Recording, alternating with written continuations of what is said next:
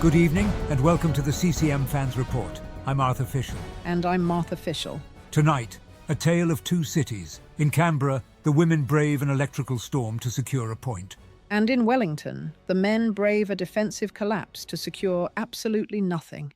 Plus, we update the Mooned Report, apologise to the metaphysical universe, and look ahead to a motorcycle jumping over the pitch. It's been a week, Arthur. Let's get into it. We begin in the nation's capital, where the women's team contested a 1-1 match against Canberra United, although match is perhaps the wrong word. It wasn't a match, Arthur. It was a meteorological experiment. Lightning strikes, delays, rain. The game started in the afternoon and finished sometime next Tuesday. Right. The play was suspended multiple times due to lightning within the 10-kilometre exclusion zone. 7 delays. Fans spent more time swapping Vietnamese restaurant recommendations than watching actual football. A productive use of the downtime.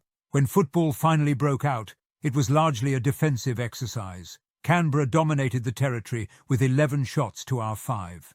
We were hanging on. Annalee Grove was immense in goal, keeping us in it while the rest of the team tried not to float away. It was a classic smash-and-grab performance. In the 67th minute, Isabel Gomez released Annalise Rasmussen on the break, and she finished clinically into the bottom corner. A brilliant goal. Rasmussen is really looking like a proper number 9 now, composed, strong, and actually putting the ball in the net. It was our only clear chance. The rest of the game was spent committing tactical fouls. Gomez and Barwick-Gray both entered the book for cynical challenges. You have to do what you have to do. We were frustrating them perfectly. It worked until the 90th minute. Sasha Grove found space in the box and equalised for the hosts. Heartbreaking, right on 90 minutes. But given the lightning, the mud, and the slide tackles, I think we take the point and run. Agreed. A point earned in difficult conditions. To help us understand the deep psychological battle of a 2-hour lightning delay, we are honoured to be joined by our tactical expert, Viktor Grassfeld. Victor, surely it is difficult to maintain structure when the sky is literally exploding. Arthur, in my village, we say the thunder is just the sky, clearing its throat. You do not ask it to hurry. When the lightning comes, the wise goat stands under the tall tree. The foolish goat runs in circles. Victor, standing under a tall tree during a storm is how you get killed. It is better to be struck while standing still, Martha, than to die out of breath. It is about dignity. I think I'd prefer to be undignified and alive. But where would you run? The mud does not care about your hurry. You cannot drive the tractor when the earth is soup, Martha. You must sit on the bonnet and smoke until the sky has finished its argument. A fascinating insight into static positioning. Thank you, Victor. Always illuminating. We move now to club matters. The CEO, Greg Brownlow, has released a statement acknowledging that this has been a heavy time for many in our community. He's right. There is a lot of sadness and strain around at the moment. Families doing it tough. Precisely. Against that backdrop, the club is emphasizing the importance of connection. One organization, one club. To that end, they held a barbecue yesterday at the Centre of Excellence, bringing together the men's team, women's team, academy, and staff. It's a small thing, a barbecue, but it matters. Just being together when life outside feels a bit harder than normal. That spirit has extended to the wider community as well. There were visits to the children's ward of the hospital, school visits, and the women's team made new friends with the Canberra firefighters. We move forward with care, pride, and belief. That was the line, and we do. Indeed, it is a sentiment worth holding on to. We turn now to the men's fixture in Wellington, a 3-1 defeat, which leaves the Mariners sitting alone at the bottom of the ladder. Rock bottom, Arthur. We are officially the wooden spoon favourites. It's depressing. It started poorly, with a goal disallowed in the first minute for a handball against Sabit Nur. Handball. It hit him in the armpit. The Forum is convinced the rules change every week just to spite us. The persecution complex is understandable. However, hope returned in stoppage time of the first half. Sabit Nur equalised to make it 1-1 at the break. We were back in it. I actually thought, maybe we can win this. That optimism lasted exactly 4 minutes. Wellington scored a penalty in the 49th and another goal in the 52nd.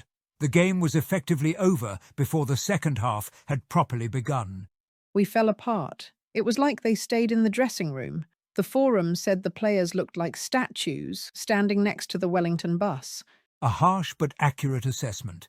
Most damningly, Wellington had a debutante goalkeeper on the field after an injury, yet in the second half, we managed precisely 0 shots on target. We didn't even test the kid. It's just not good enough. The mood online is grim, Arthur. Morale at an all-time low.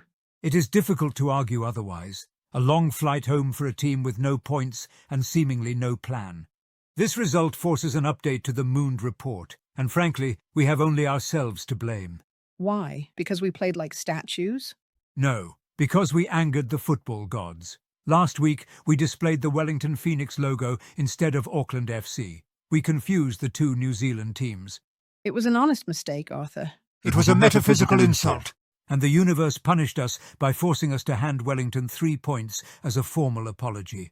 We didn't need to be that polite. Apparently we did. The data is now stark. The tally stands at 2 mooned, 2 half-moons, and a staggering 5 lunar eclipses.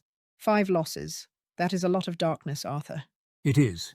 We may need a torch to find the end of the season. To the ladders, where the contrast is stark. The women currently sit in 3rd place. They are flying, building momentum. It's a joy to watch. The men, conversely, are last.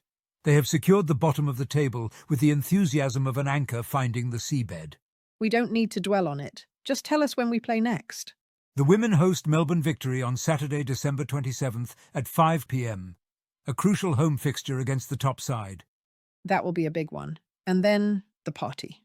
New Year's Eve, Wednesday, December 31st, a doubleheader against Brisbane Roar. The women play at 4:15 p.m. and the men at 7 p.m. Football, fireworks, and hopefully 6 points. And let us not forget the main attraction, the Freestyle Kings. I am told this involves motorcycles jumping over obstacles.